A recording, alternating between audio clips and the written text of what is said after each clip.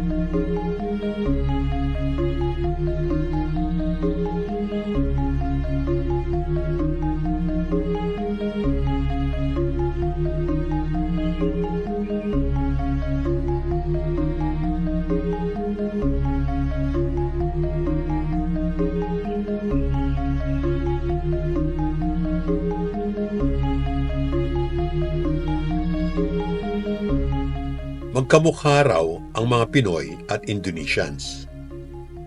Pareho naman talaga tayo ng ninuno. Mas tostado lang ang itsura nila.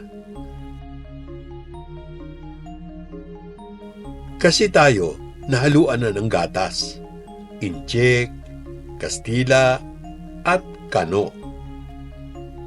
Meron din pagkakahawig ang ating lengguwahe at iba nating mga alamat.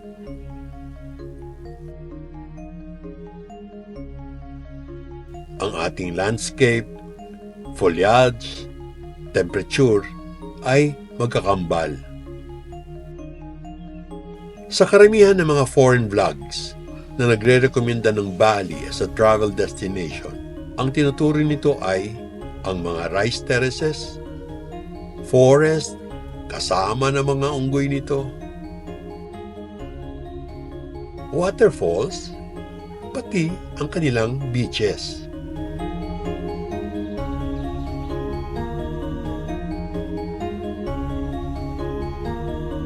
Marami tayo nito, so parang sa Pinoy, hindi ito ang selling points. After all, walang tatalo sa ganda ng ating mga beaches. The best in the world. Meron din silang lugar na paborito ng mga Australians, for instance, na kadalasan super unwinding lang ang pakay. Kadalasan walwalan. Aba, marami rin tayo niyan sa Pilipinas.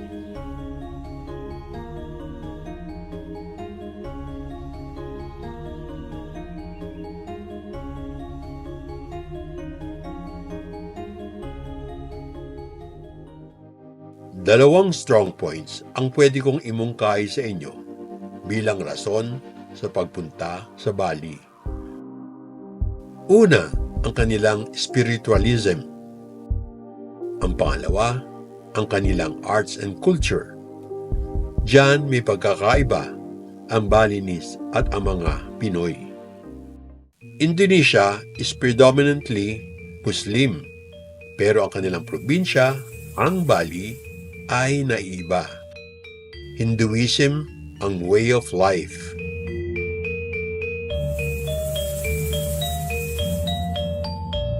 Nagkalat ang templo sa Bali. Ito ang pinakasentro.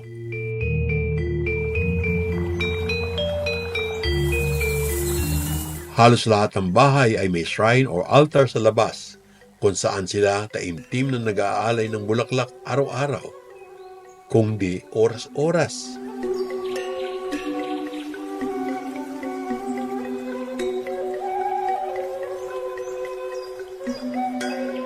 They go into days of meditation and retreat.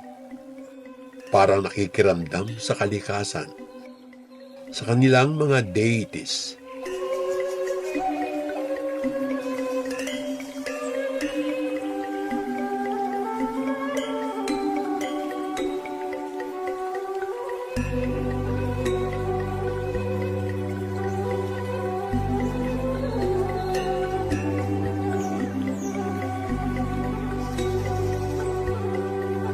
Mild-spoken ang Balinese. Napakagaang nila kausap o kadil. They have a certain air of serenity na nakakahawa. Yung peace and quiet. Sa trip sa Bali na ito, we will give emphasis on Ubud, ang tinuturing nilang arts and culture hub of Bali. Ibig sabihin, nandito ang puso at kaluluwa ng Balinese. Sa makikita mo dito, mababakas mo ng malawakan ang kanilang way of life. Halika, pulsahan natin sa palengke. Sa buong mundo kasi, sikat ang mga crafts ng Balinese.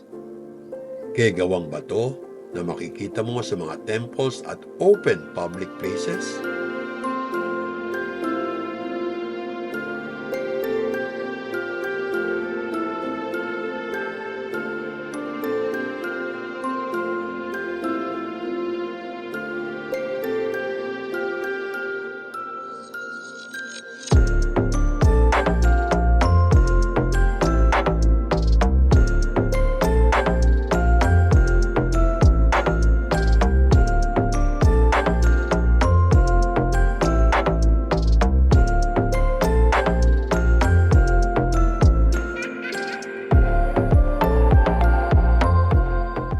Sa gawang metal tulad dito.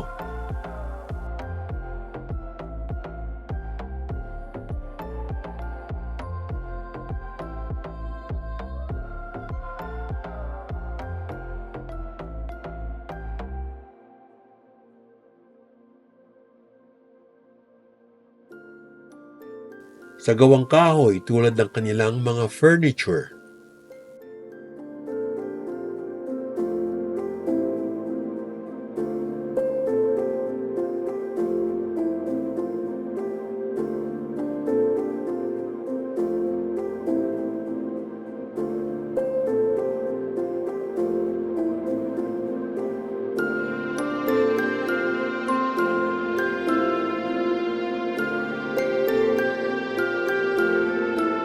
Sa fiber crafts.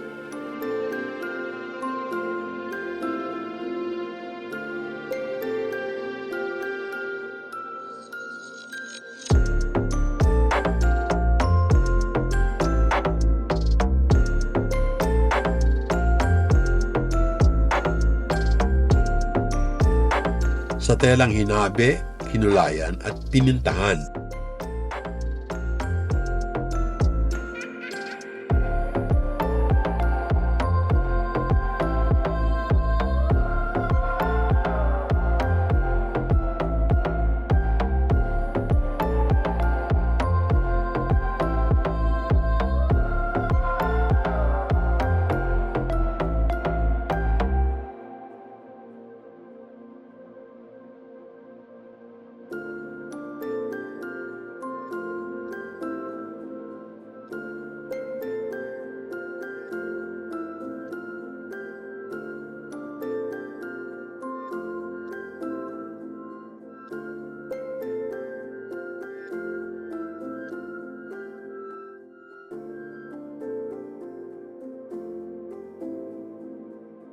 Sa mga alahas, fancy man o seryosohan.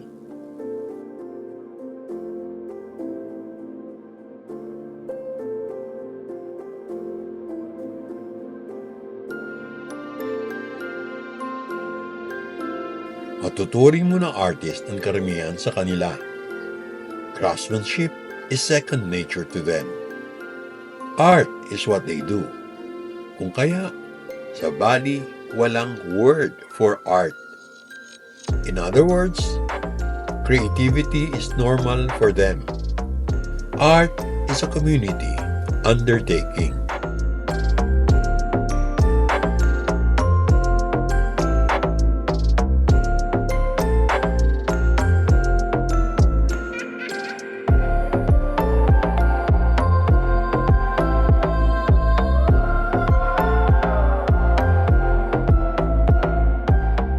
So, kung gusto mo mag one-stop shop for Balinese crafts, sa Ubud ka na.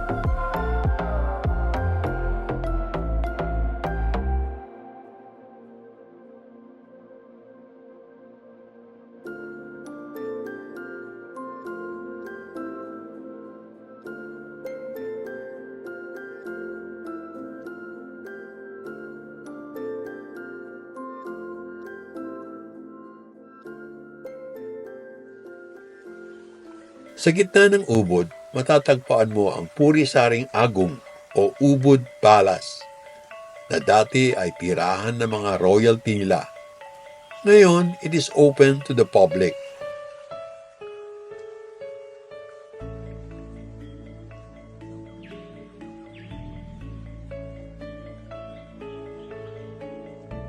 At madalas, ginagamit ng mga taga roon for their various artistic activities. Katulad nitong mga naabutan ko, traditional dance lessons para sa mga batang babae,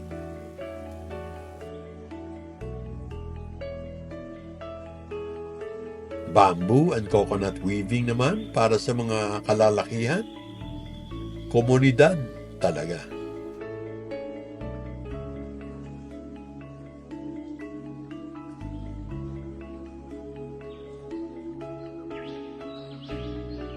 Medyo busy na nga lang sa ubod. Nagkaka-traffic ang mga turista. Kaya tuwing nakakapunta kami ng Bali, sa ibang taon kami kumukuha ng matitirhan.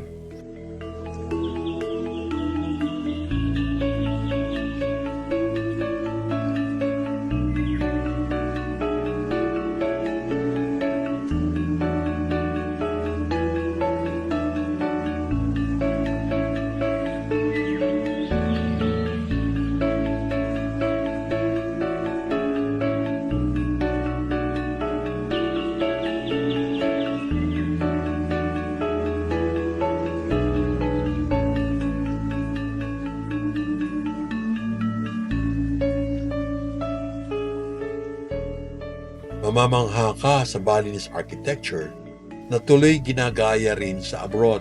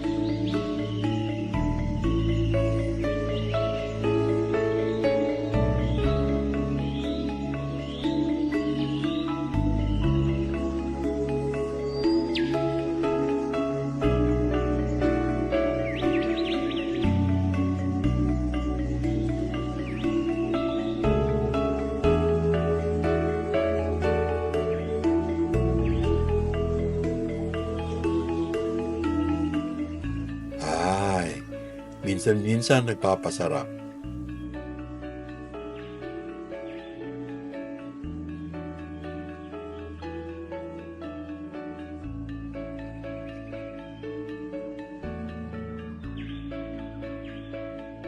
Mula dito, magtataksi kami papunta sa Ubud.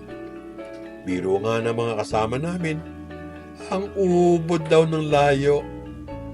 Pero, sulit naman ang biyahe. Sa Ubud kami nanananghalian. Ang paborito namin ni Mrs. Bobby Guling, ang tinuturing na crown jewel ng Balinese cuisine. Sorry na lang sa mga vegetarians dyan. Dahil Hindu ang mga tao dito, pinapayagan ang baboy as food.